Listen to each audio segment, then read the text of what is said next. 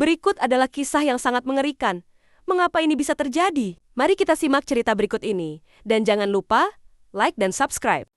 Reza adalah seorang pengusaha kaya yang terkenal dengan sifatnya yang sombong dan tamak. Ia selalu merasa bahwa uang bisa membeli segalanya, termasuk keberkahan. Baginya, agama hanyalah simbol, dan ibadah adalah formalitas. Meskipun ia dikenal dermawan di depan publik, sebenarnya ia sering menipu rekan bisnis, menindas orang miskin, dan bahkan menipu keluarga sendiri dalam warisan. Berkali-kali ia diperingatkan, tetapi ia selalu berkata dengan angkuh, "Tuhan tidak akan menghukumku.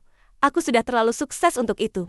Suatu hari, seorang ulama tua yang pernah ia zalimi datang dan berkata, "Hati-hati, Reza, jangan kau kira tempat suci ini bisa dibohongi seperti manusia.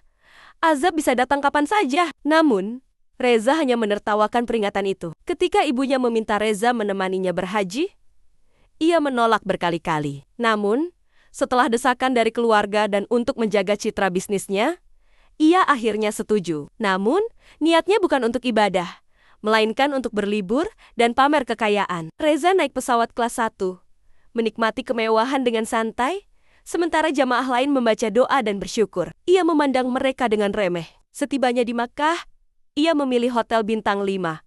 Sementara ibunya tinggal di penginapan sederhana bersama rombongan. Saat melihat Ka'bah untuk pertama kali, ia merasa ada sesuatu yang berbeda. Jantungnya berdebar kencang.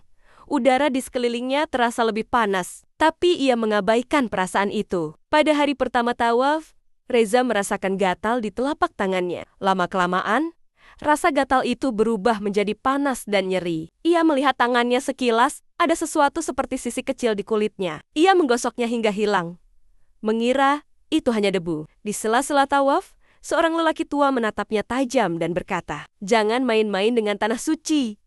Ini bukan tempat untuk orang berhati kotor." Reza merasa terganggu. Ia yakin belum pernah melihat orang tua itu sebelumnya. Namun, ketika ia menoleh kembali, lelaki itu sudah tidak ada. Malamnya, Reza mengalami mimpi mengerikan. Ia berada di sebuah gurun. Tubuhnya perlahan berubah. Tangannya menjadi panjang dan bersisik. Lidahnya terjulur seperti ular. Ia mendengar suara orang-orang yang pernah ia zalimi berteriak, menudingnya dengan penuh kebencian. Ia terbangun dengan tubuh basah oleh keringat. Ketika ia bercermin, ia melihat matanya berwarna kekuningan seperti reptil. Ia menggelengkan kepala, meyakinkan dirinya bahwa ini hanya efek kelelahan. Hari berikutnya, saat ia memasuki Masjidil Haram, tubuhnya terasa semakin panas. Saat mulai tawaf, dadanya sesak, dan kulitnya mulai berubah. Kali ini tidak bisa ia hilangkan. Orang-orang di sekelilingnya mulai memperhatikan. Beberapa mundur ketakutan. Ia mencoba berbicara, tetapi suara yang keluar bukan lagi suara manusia, melainkan desisan panjang. Tiba-tiba, seluruh tubuhnya mulai berubah di depan ribuan jamaah. Tangannya berubah menjadi cakar reptil, kulitnya menjadi sisik mengkilap, dan wajahnya melelong seperti ular. Dalam hitungan detik, ia jatuh ke tanah dan melata seperti seekor ular raksasa. Ribuan jamaah berteriak panik. Beberapa membaca doa, sementara yang lain berlari. Namun, sebelum ada yang bisa menangkapnya, ular itu meluncur cepat ke arah Ka'bah dan menghilang dalam sekejap, seperti ditelan bumi. Esok harinya, berita tentang kejadian itu tersebar luas. Namun, ketika keluarganya mencoba mencari Reza, mereka menemukan sesuatu yang aneh.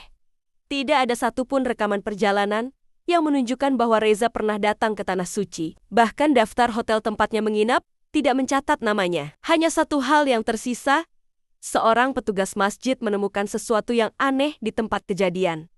Selembar kain ihram yang bersisik seperti kulit ular. Sejak saat itu, kisahnya menjadi pelajaran bagi banyak orang. Tanah Suci bukan tempat untuk kesombongan.